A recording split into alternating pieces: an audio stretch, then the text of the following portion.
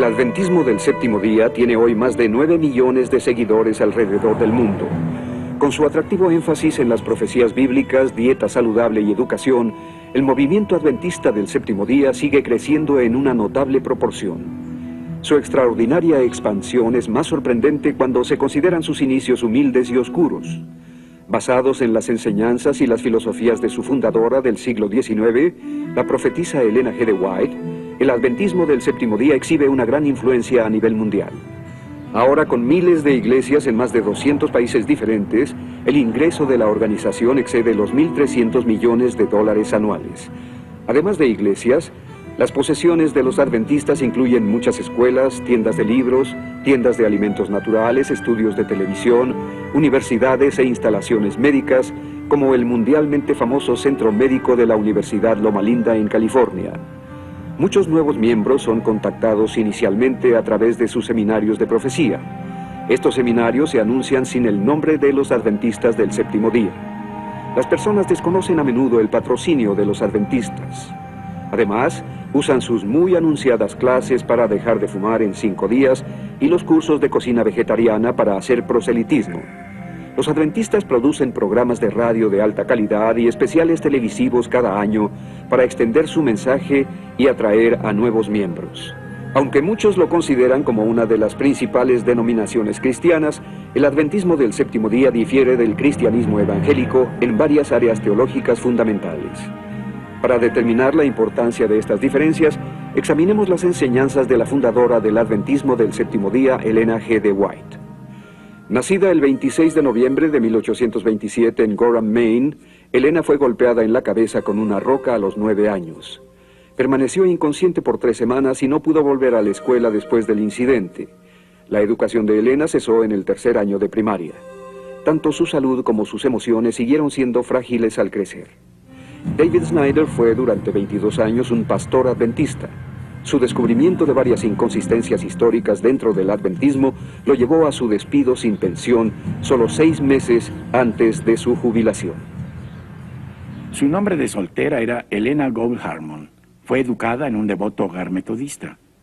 Su familia metodista cayó bajo la influencia de William Miller, un poderoso predicador. Él predicó que Cristo volvería primero en 1843 y después el 22 de octubre de 1844, supuestamente el día judío de la expiación de ese año. Sin embargo, según la información de la Enciclopedia Universal Judía, pude ver que en 1844 el día de expiación empezó después del atardecer, del 23 de septiembre, no del 22 de octubre. Así que esta fecha crucial en el adventismo estaba equivocada, era incorrecta desde el principio. Las reuniones de William Miller estaban marcadas por mucho emocionalismo y mucha histeria por el inminente retorno de Cristo. Elena Harmon era una participante apasionada, pero cuando Cristo no volvió cuando Miller lo predijo, prorrumpió en llanto y oraciones, permaneciendo, como dijo, en esta condición desesperada por meses. Elena White no quería aceptar el hecho de que Cristo no volvió en 1843 o 44. No podía admitir su error. Pero es interesante que William Miller sí lo hizo. En cambio, ella dijo haber tenido una visión de Dios, la primera de muchas. He visto que el diagrama de 1843 fue dirigido por la mano del Señor y que no debe ser alterado. Que las cifras eran como Él las quería, que su mano cubrió y ocultó una equivocación en algunas de las cifras. En lugar de admitir que estaba en un error, Elena Harmon afirmó que fue Dios quien cometió la equivocación y la había cubierto Él mismo. Las visiones controversiales de Elena forzaron la rectificación de muchas fechas y doctrinas adventistas. Aunque la fecha de 1843 se rectificó a 1844, aún esta fecha era errónea. No obstante, la fecha de 1844 se convirtió en el cimiento de muchas doctrinas y creencias centrales de los adventistas que continúan vigentes hasta hoy. Se convirtió en Elena de White al casarse con otro anterior seguidor de Miller, James White, en 1846. Como afirmaba poseer el espíritu de profecía, se convirtió en la figura de autoridad absoluta para el pequeño grupo inicial de fieles adventistas. Os presento lo que el Señor me ha presentado. No escribo un solo artículo en la revista que exprese meramente mis propias ideas. son lo que Dios ha desplegado ante mi visión, los preciosos rayos de luz que brillan del trono. Sus escritos crecieron hasta ser 17 veces más extensos que la Biblia entera. Sus seguidores debían referirse a estos 5.000 artículos, 49 libros y 55.000 páginas manuscritas que afirmaba haber escrito y considerarlos tan inspirados como la Biblia a través de la pluma inspirada de Elena G. de White. Hasta hoy, las publicaciones oficiales de la Iglesia han visto sus escritos como la última palabra sobre la doctrina. En las 27 doctrinas fundamentales, declara que la Biblia es la fuente autorativa, pero también dice que los escritos de ella son una fuente de verdad continua y autorativa. Debemos mencionar que volvieron inaccesibles sus más vergonzosos escritos, guardándolos bajo llave en la bóveda de los bienes White. La señora White escribió sobre casi todo aspecto de la vida cristiana, incluyendo la doctrina, la dieta, la salud, la recreación y el matrimonio. Muchos de sus escritos se realizaron en Elms Haven, su hogar en California. Afirmaba que un ángel se acercaba a su cama cerca de esta silla en su alcoba. Aún más, creen que los 3 ángeles mencionados en el Apocalipsis en la Biblia llevan 3 mensajes únicos: el juicio investigador, el día de reposo en sábado y el culto en domingo como la marca de la bestia. Sidney Cleveland era un ministro ordenado de los Adventistas del Séptimo Día que ministró a 13 iglesias entre 1979 y 1990. Mientras él investigaba para escribir un libro que daba validez a la inspiración divina de Elena G. de White, Cleveland descubrió tantas falsas profecías que se desilusionó. Más adelante publicó sus hallazgos en un libro titulado Blanqueado, desenmascarando los mitos de Elena G. de White. La Iglesia Adventista del Séptimo Día se fundó sobre profecías referentes a la segunda venida de Jesucristo. No es casualidad que la Biblia contenga muchas advertencias sobre falsos profetas. La prueba bíblica de un falso profeta en el Deuteronomio capítulos 13 y 18 es simplemente si la profecía se vuelve realidad o no. Es un hecho registrado en la historia que las siguientes profecías de Elena G. de White no se volvieron realidad como ella había dicho. Luego me fueron señalados algunos que están en gran error al creer que tienen el deber de ir a la vieja Jerusalén y piensan que tienen una obra que hacer allí antes que venga el Señor. Vi que Satanás engañó gravosamente a algunos con respecto a esto. También vi que la vieja Jerusalén nunca será edificada. Exactamente ha sucedido lo opuesto de lo que Elena White predijo entonces. La vieja Jerusalén ha sido edificada desde 1948, cuando Israel se convirtió en nación. Ella estaba completamente equivocada. Y también predijo en sus primeros escritos que acompañaría a los santos vivientes cuando Jesús volviera. Pronto nuestros ojos se dirigieron al este, porque había aparecido una pequeña nube negra del tamaño de la mitad de la mano de un hombre. Todos supimos que era la señal del Hijo del Hombre. Las tumbas se abrieron y en el mismo momento fuimos transformados y arrebatados juntamente con ellos para encontrar al Señor en el aire. La señora White no formó parte de los santos vivientes de su visión. Este evento no ocurrió durante su propia vida. Aún esperamos el regreso glorioso de nuestro Señor Jesucristo. En lugar de reunirse con los santos vivientes durante el regreso de Jesús, la señora White murió el 16 de julio de 1915 y fue sepultada al lado de su esposo James. Otra de sus profecías falló. Igual que otros en su tiempo, la señora White enseñó el inminente fin del mundo para apremiar a sus obreros. En sus primeros escritos en 1850, exhortó a los nuevos convertidos afirmando que solo tenían que esperar unos meses. Pero ahora el tiempo casi se termina, y lo que nosotros hemos aprendido por años, ellos tendrán que aprenderlo en unos meses. Estas no fueron profecías aisladas, sino que lo declaró una y otra vez. En mayo de 1856, en una iglesia de Battle Creek, Michigan, la señora White declaró audazmente: Vi que algunos de los presentes serían alimento para los gusanos, algunos sufrirían las 7 últimas plagas y algunos serían transportados al cielo en la segunda venida de Cristo sin ver la muerte. En tiempos bíblicos, ella hubiera sido apedreada por ser una falsa profetisa. Elena White no limitó sus profecías a los eventos relacionados con la venida del Señor. También profetizó cómo los gobiernos extranjeros actuarían contra los Estados Unidos. En 1862 predijo la caída de los Estados Unidos después de una gran guerra que involucraría a muchas naciones. Durante la Guerra Civil, profetizó que Inglaterra declararía la guerra contra los Estados del Norte y los humillaría hasta el polvo. El ángel dijo: cuando Inglaterra declare la guerra, todas las naciones tendrán un interés propio que servir y habrá guerra en general, confusión general. Esta nación será humillada hasta el polvo. La historia ha probado el error total de esta profecía. Inglaterra no declaró la guerra contra los Estados del Norte. Otras naciones no se le unieron. Los Estados Unidos no fueron humillados hasta el polvo en derrota. La señora White, de nuevo, con claridad para la mente objetiva, profetizó falsamente. La señora White, en una visión, también afirmó haber viajado sobre alas a varios planetas que estaban llenos de habitantes. Informó haber conocido a Enoch en un distante planeta durante uno de sus viajes. Otras veces vio ángeles usando pasajes dorados para entrar y salir del cielo.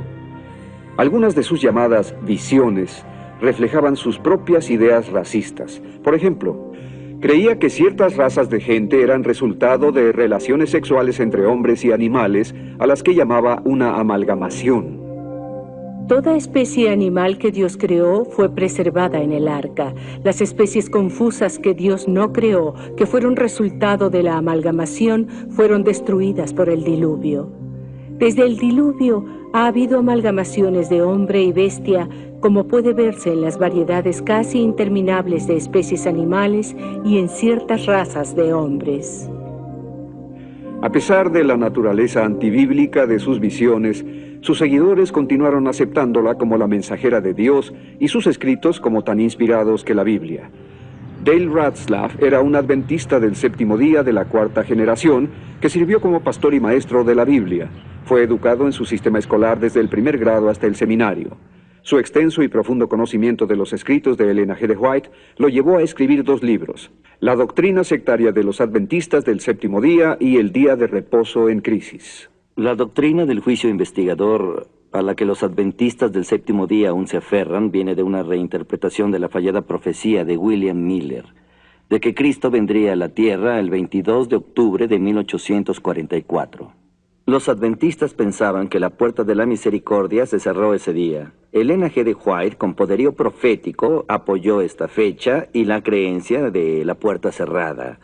Su primera visión tenía un temible juicio para los adventistas que dejaron el mensaje de 1844 llamado el clamor de medianoche. Dijo que habían caído del camino para el cielo. Era imposible para ellos volver de nuevo al camino e ir a la ciudad, como para todo el mundo malvado que Dios había rechazado. Años después, cuando su primera visión fue reimpresa, aunque el prólogo decía que no se hizo ningún cambio en las ideas o los sentimientos, la porción de su visión que mostraba la puerta cerrada a la salvación fue excluida sin más. Después de 1851, los otros pasajes de la puerta cerrada fueron abandonados o reinterpretados. Debían encontrar una explicación para la desilusión de 1844. 2 seguidores de Miller, Hiram Edson y el señor Crozier, introdujeron una nueva teología del santuario, que enseñaba que en lugar de que Cristo viniera visiblemente a la tierra en 1844, entró por primera vez al lugar santísimo del cielo. Esta nueva enseñanza les dio una forma de salir de su dilema sin admitir su error. Elena G. de White dio inmediatamente la aprobación de Dios a esta nueva explicación para la fecha del 22 de octubre de 1844. El Señor me mostró en visión hace más de 1 año que el hermano Crozier tenía la verdadera luz de purificación del santuario. Todas las doctrinas se ajustaron pronto a 1844 como la purificación del santuario y el inicio del juicio investigador. La puerta cerrada tuvo que ser abierta para permitir la salvación de sus propios hijos, nacidos después de 1844, y para evangelizar a otros al adventismo. La salvación para todo el mundo, incluso aquellos que vivieron en tiempos bíblicos, debía depender de este juicio final. Así que fue introducido el sueño del alma. Las profecías de Daniel y el Apocalipsis tuvieron que ser reinterpretadas para ajustarse al juicio investigador. Fue una época de confusión y vuelco dogmático, pero la doctrina del juicio continuó cuando Elena White puso sobre ello su sello de aprobación. En el tiempo señalado para el juicio, al fin de los 2300 días, en 1844, empezó la obra de investigación y el acto de borrar los pecados. Todos los que hayan profesado el nombre de Cristo deben pasar por ese riguroso examen. Los términos para esta nueva doctrina adventista del juicio investigador, o doctrina del santuario como vino a ser conocida, fueron duros. Enseñaba que un ángel anotador ahora registraba todo movimiento, incluso al grado de anotar los momentos de ocio en los que uno quería un poco de tiempo libre.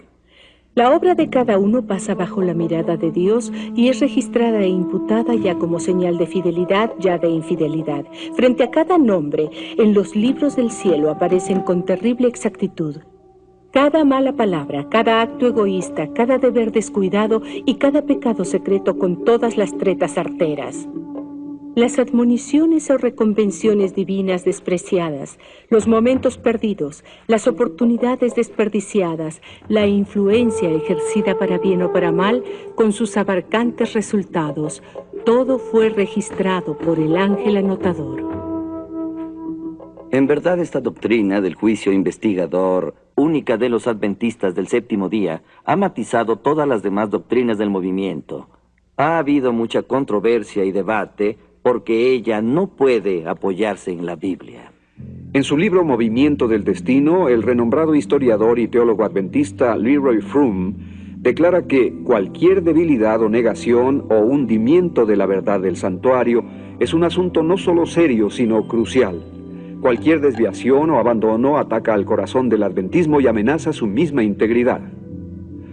Esta doctrina central adventista que declara que el juicio de las obras de los creyentes determinará su salvación es descaradamente antibíblica y no es enseñada por ninguna denominación cristiana legítima.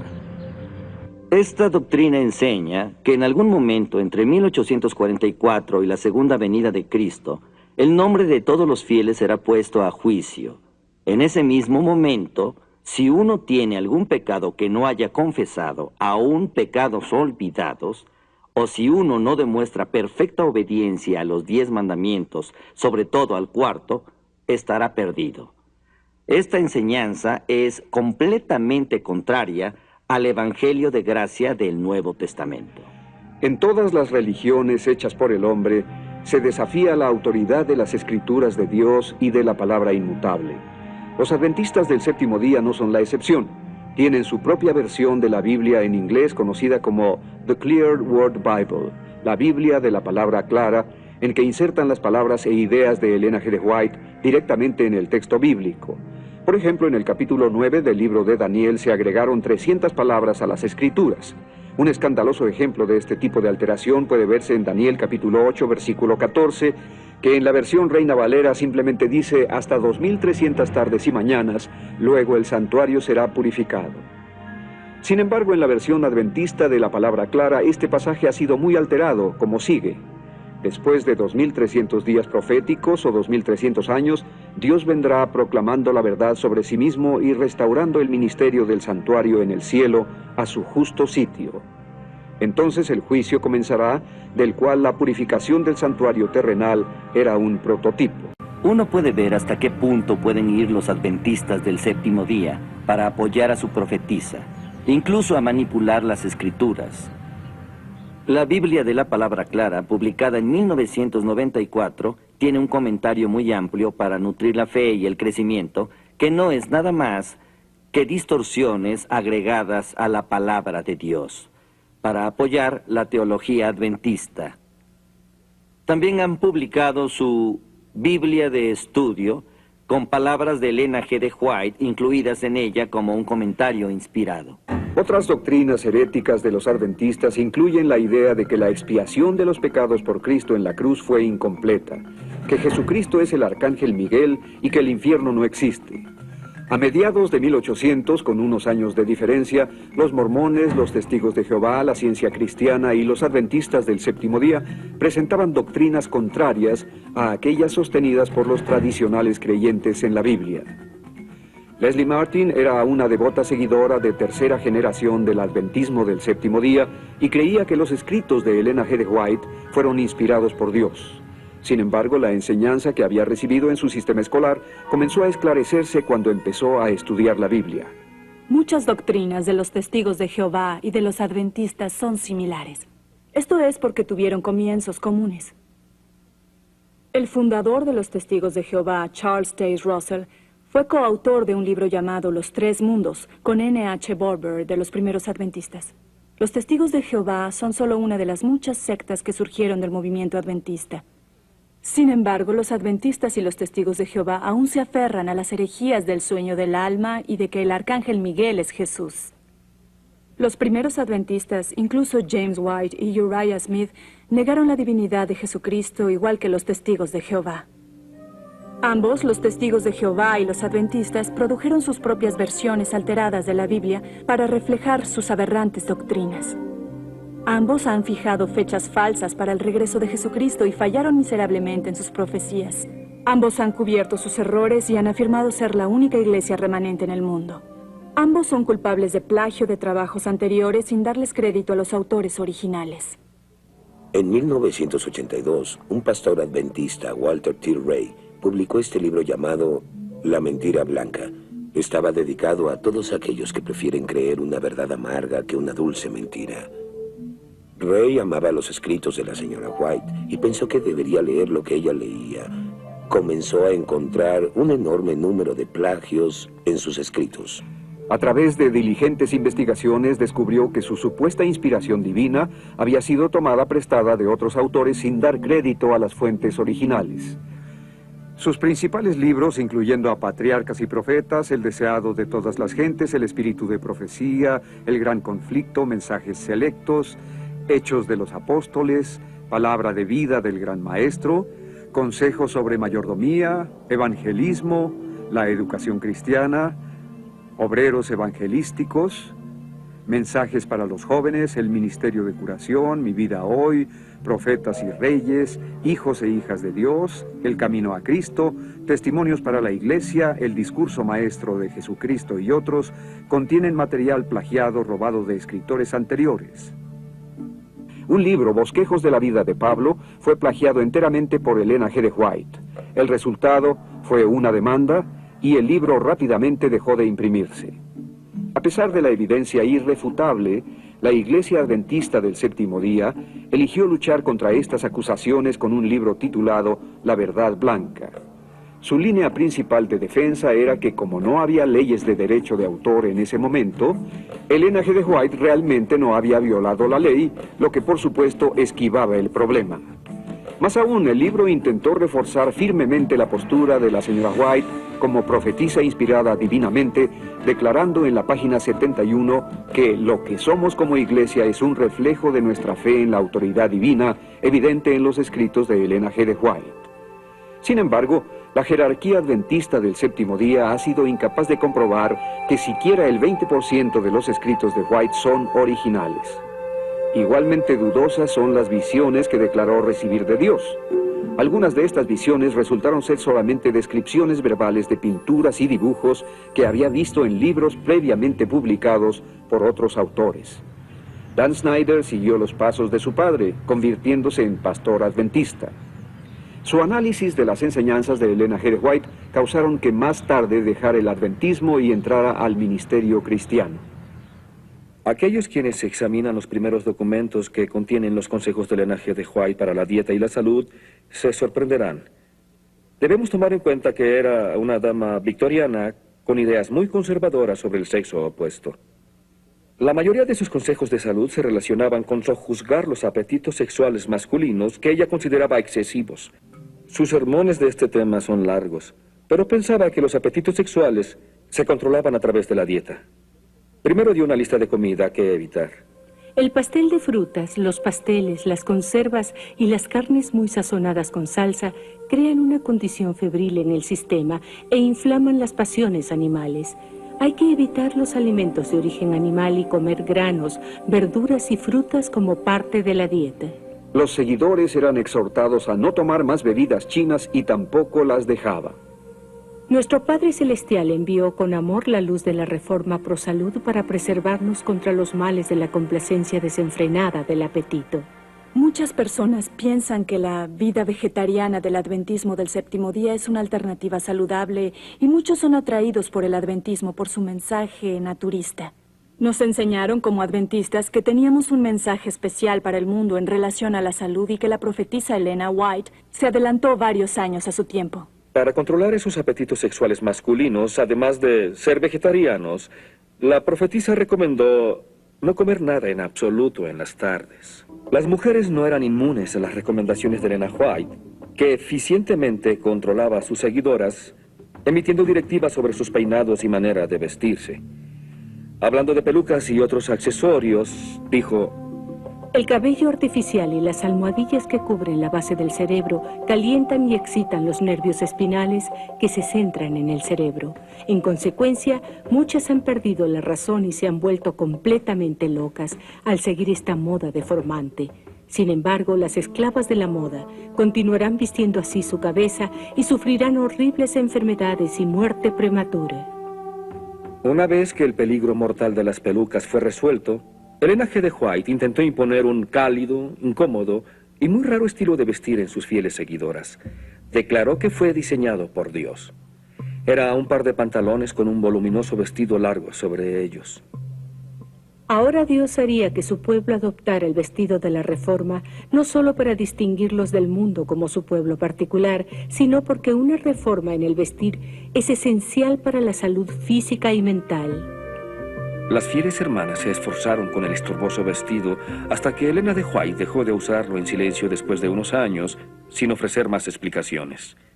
Cuando algunas celosas mujeres intentaron restaurar el uso del vestido, pensando que era la voluntad de Dios, Elena White las censuró.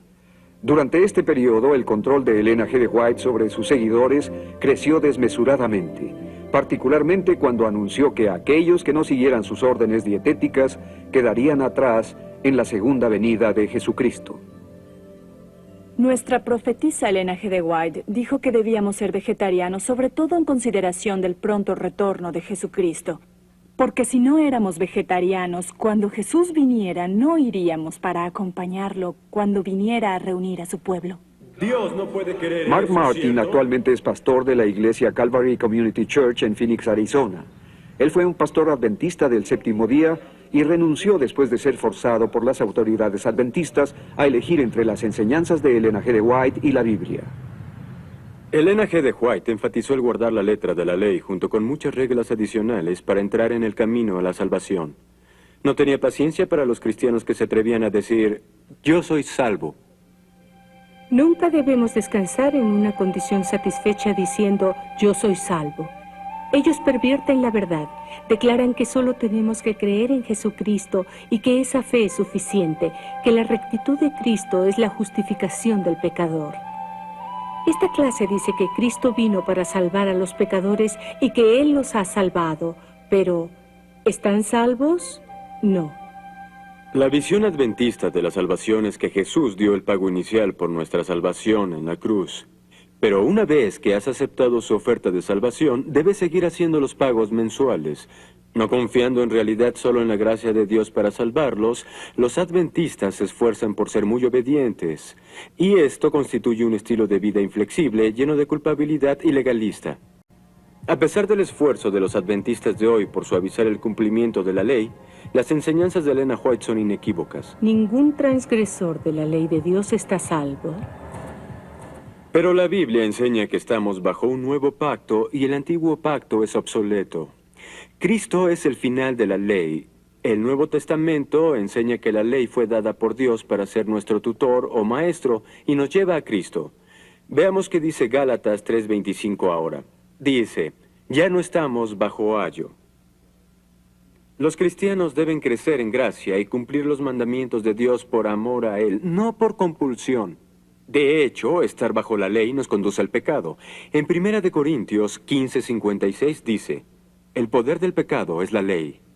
En contraste, estar bajo la gracia lleva a la santidad. Amo lo que Tito 2, versículo 11 y 12 dice: porque la gracia de Dios se ha manifestado para salvación a todos los hombres, enseñándonos que, renunciando a la impiedad y a los deseos mundanos, vivamos en este siglo sobria, justa y piadosamente. La salvación por gracia, por medio de la fe, es el corazón del Evangelio, pero la doctrina adventista del juicio investigador de 1844 matiza todas sus principales doctrinas. Fue debido a esta falsa enseñanza, conocida también como el juicio del preadvenimiento, que además no es otra cosa que un juicio de obras que determina la salvación, lo que provocó que la doctrina antibíblica del sueño del alma fuera agregada. Obviamente no puede haber creyentes que vayan al cielo al fallecer antes de que sus vidas sean supuestamente juzgadas. ¿Qué pasaría si no fueron lo suficientemente buenos? Deberían salir del cielo, ¿cierto? Los adventistas enseñan que cuando una persona muere, se queda en la tumba, en la inexistencia. Pero esta enseñanza se desvanece en presencia de las Escrituras, que dicen con claridad que estar ausente del cuerpo es estar presente con el Señor. 2 Corintios 5:8. Cuando un creyente fallece, parte y está con Cristo. Filipenses 1:23. Otra área de la que las personas podrían no estar informadas es que los adventistas no enseñan la doctrina bíblica del infierno. Una de las características principales del adventismo del séptimo día es que el día de reposo se guarda en sábado. Guardar el séptimo día es visto como una marca de lealtad a Dios. La idea del día de reposo en el séptimo día no fue original de Elena White. Fue iniciada, de hecho, por un contacto entre los bautistas adventistas y Joseph Bates, quien seguidamente convenció a James y Elena White de la idea en 1846. Elena la impuso finalmente al tener una conveniente visión. De esa manera presentó la enseñanza a sus fieles. Vi que el santo sábado es y será el muro que separa al verdadero Israel de Dios de los incrédulos. En los primeros años, cuando se empezó a guardar el sábado, siempre comenzaba a las 6 de la tarde del viernes. Era antes del ocaso en verano y después de él en invierno. Esto funcionó durante más de 9 años. Como la Biblia dice que el día de reposo debía ser guardado de ocaso a ocaso, surgió una división. El problema fue estudiado y presentado a la Conferencia Adventista en 1855, y votaron para mantener el día de reposo del atardecer del viernes al atardecer del sábado. Aún había desacuerdo entre los seguidores adventistas. La señora White decidió tener otra visión para resolver el problema. Un delegado en la conferencia informó: después de la conferencia, el 20 de noviembre, la visión fue dada estableciendo a los indecisos en el horario del atardecer. Lejos de que esa conveniente visión terminara con aquel problema, los adventistas continuaron haciendo preguntas. ¿Por qué no podían aceptar las visiones de la señora White del día de reposo del sábado en el crepúsculo? ¿Por qué cambiar ahora, después de 9 años? ¿No habían sido en verdad violadores del día de reposo y no defensores del séptimo día por los primeros 9 años de práctica? Debía presentarse otra visión de Elena White en la que prometió preguntarle al ángel y conseguir una explicación para cesar la controversia de una vez. Pregunté por qué sucedió esto, que en esta tardía fecha debamos cambiar la hora para comenzar el día de reposo. El ángel dijo: comprenderán, pero aún no. Aún no. La profetisa White murió sin haber dado la prometida explicación de parte de Dios. Sin embargo, el guardar el día de reposo del atardecer del viernes al atardecer del sábado llegó a ser de suma importancia para determinar quién recibiría el sello de Dios y sería salvo, y quién no lo sería. El sábado será la gran piedra de toque de la lealtad. Cuando esta piedra de toque le sea aplicada finalmente a los hombres, entonces se trazará la línea de demarcación entre los que sirven a Dios y los que no le sirven. La observancia del verdadero día de reposo sábado es una evidencia de lealtad. Una clase de personas recibe la marca de la bestia, la otra, por haber escogido el signo de obediencia a la autoridad divina, recibirá el sello de Dios. Por consiguiente, no guardar el día de reposo significa recibir la marca de la bestia y también el perder la vida eterna. Hoy la visión es igualmente severa. En la página 193 de la publicación adventista, 27 doctrinas fundamentales, dice: cuando este punto se presenta claramente delante del mundo, aquellos que rechacen el memorial de la creación divina, el sábado bíblico, eligiendo adorar y dar honor al domingo, conocido claramente que no es el día de adoración dado por Dios, recibirán la marca de la bestia. Esta es una marca que indica rebelión. Así que hoy en día, los adventistas han sujeto la salvación dependiente del día de la semana en que uno rinde culto. Varias escrituras del Nuevo Testamento identifican claramente el sello de Dios como una obra del Espíritu Santo, no de guardar el día de reposo. Por ejemplo, en Efesios 4:30 dice simplemente, «Y no aflijan al Espíritu Santo de Dios, con el cual fueron sellados para el día de la redención». La señora White no tiene ninguna base, en lo absoluto, para identificar el sello de Dios con el guardar el día de reposo. Los seguidores de Cristo se reunieron en el día del Señor, el día de la resurrección para su adoración y para compartir el pan, no en el día de reposo de los judíos. Los adventistas se desvían aún más en su doctrina de salvación al afirmar que Satanás, en última instancia, es el portador del pecado. Enseñan que él se lleva los pecados del mundo. Así como al quitar los pecados del santuario, el sacerdote los confesaba sobre la cabeza del macho cabrío emisario, así también Cristo colocará todos estos pecados sobre Satanás, autor e instigador del pecado. Qué diferente es esto del mensaje tan claro de la Biblia que dice que Jesús llevó él mismo nuestros pecados en su cuerpo sobre el madero. El apóstol Juan exclamó, «He aquí el Cordero de Dios que quita el pecado del mundo». La verdadera salvación debe centrarse solo en Jesucristo. Steve Cannon, director de Personal Freedom Outreach, un ministerio de investigación de sectas muy respetado, ha examinado la cuestión de si el adventismo del séptimo día debería ser clasificado como una secta. Hoy, los adventistas del séptimo día luchan por ser incluidos en la línea principal de cristianos, protestantes y evangélicos, y por consiguiente objetan fuertemente cualquier comentario de que estén enseñando doctrinas sectarias. Un pastor adventista proporcionó las siguientes 5 características de una secta. Usted juzgue si esta denominación encaja o no en su propia definición de una secta.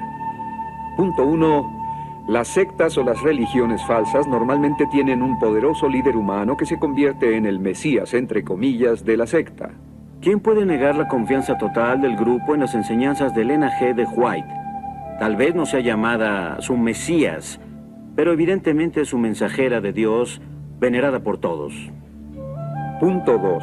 La palabra de los líderes o enseñanzas de la secta se convierten en la verdad absoluta más importante que las enseñanzas de la Biblia.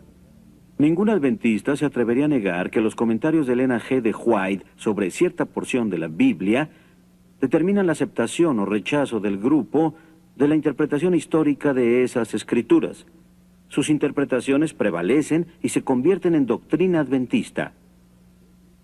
Aún hoy, se considera que sus escritos son tan inspirados como las escrituras. Punto 3. Toda secta usa tácticas de presión para forzar a los miembros a la sumisión. Elena White sabía presionar a las personas para someterlas. Primero, decía recibir una reprensión de Dios para la persona que declaraba públicamente en su testimonio. En general, la persona se sometía bajo la presión. He pronunciado amonestaciones porque el Señor me ha dado palabras de reprobación para la iglesia. Las tácticas tal vez ya no sean tan escandalosas, pero hoy en día sus seguidores siguen sujetos a tácticas de presión para conformarse al grupo. El amor, la aceptación y la fraternidad muy a menudo son retirados de las personas que dudan de las enseñanzas oficiales del... Toda secta niega la verdad central del Evangelio, que Jesús es el divino Hijo de Dios, sin principio ni final. Niegan que su muerte haya traído salvación para toda la raza humana. Como resultado, la salvación se alcanza por la adherencia a las enseñanzas de la secta, en lugar de por aceptar a Cristo y seguirlo. Señalaríamos que el grupo originalmente negó la divinidad de Jesucristo. Hoy creen que Jesucristo es eterno, pero están atascados en la vieja doctrina de que Jesús es el arcángel Miguel. Necesitan establecer firmemente una doctrina y descontinuar la otra. Sin embargo, no pueden abandonar esta doctrina que contradice a Hebreos 1:13, porque aceptarían que la profetisa White cometió un error. En cambio, tratan de conformar ambas doctrinas opuestas. Esta es una posición imposible. Acerca de la salvación por gracia, solo por fe en Cristo, los adventistas han agregado el juicio investigador, el guardar el día de reposo, la obediencia a los 10 mandamientos y otras leyes del Viejo Testamento como requisitos para la salvación. Además, creen que los pecados del mundo han sido puestos sobre Satanás en lugar de Cristo y que los cristianos deben presentarse solos ante Dios, sin Cristo como su mediador. Los que vivan en la tierra cuando cese la intercesión de Cristo en el santuario celestial deberán estar en pie en la presencia del Dios Santo sin mediador. Compare esto con la precisa afirmación de la Biblia en Hebreos capítulo 7, versículo 25, acerca de Jesucristo.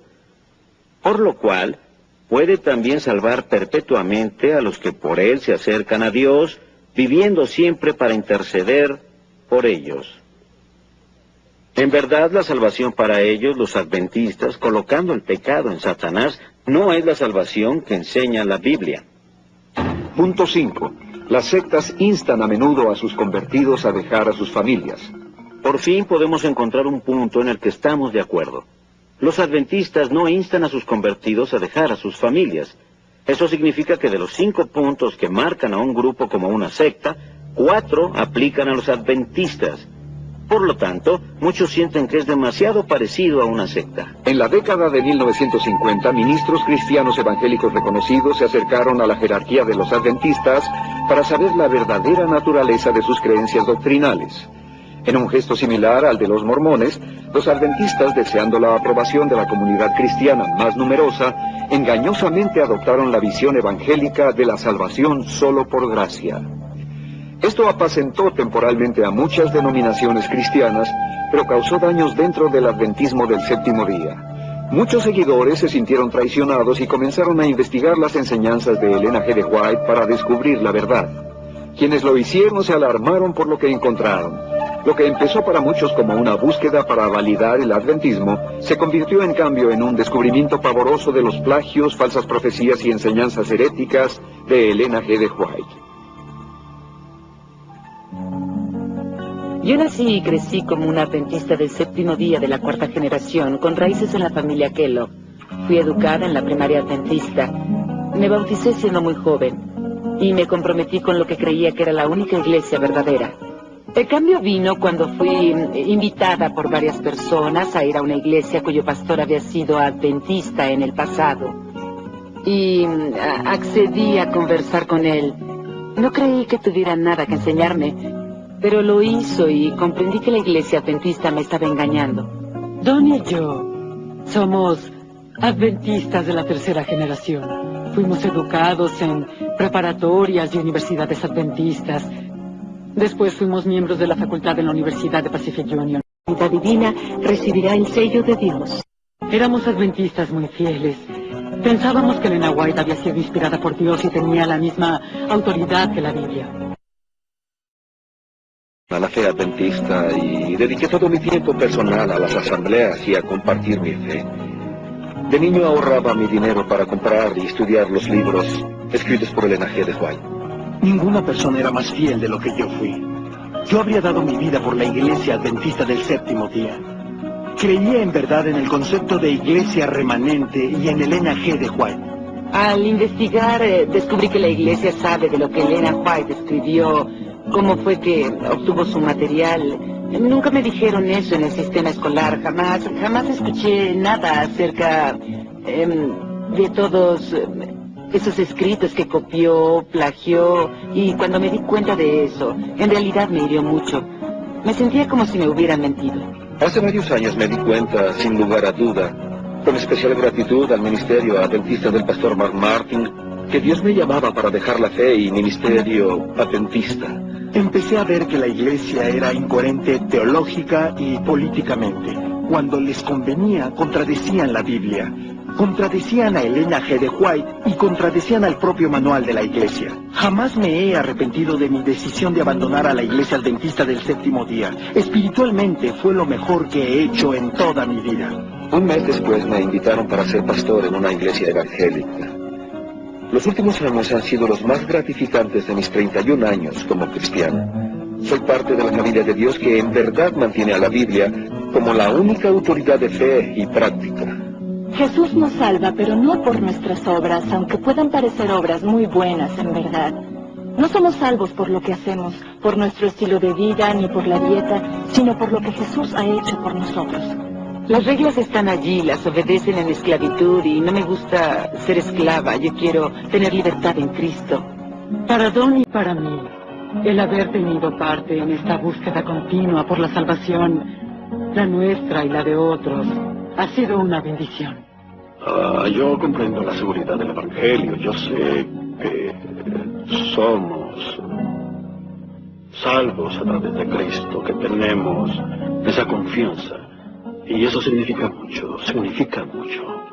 Ahora soy pastor de una maravillosa iglesia cristiana evangélica. Es un gran alivio estar libre del cenagal del adventismo del séptimo día y poder regocijarme en el amor continuo de Jesucristo y de su palabra inmutable. Pongan a Elena G. de White a un lado por un rato y vean lo que les enseña la Biblia. Hablen con personas que han salido de la iglesia y pregunten por qué. Vean si tienen algo que compartirles, porque no van a recibir esa información en su iglesia. Tienen que buscarla por sí mismos. Y si aman al Señor, si realmente lo aman, realmente quieren saber la verdad, la Biblia dice, si el Hijo de Dios los libera, serán verdaderamente libres. Así es como yo me siento ahora.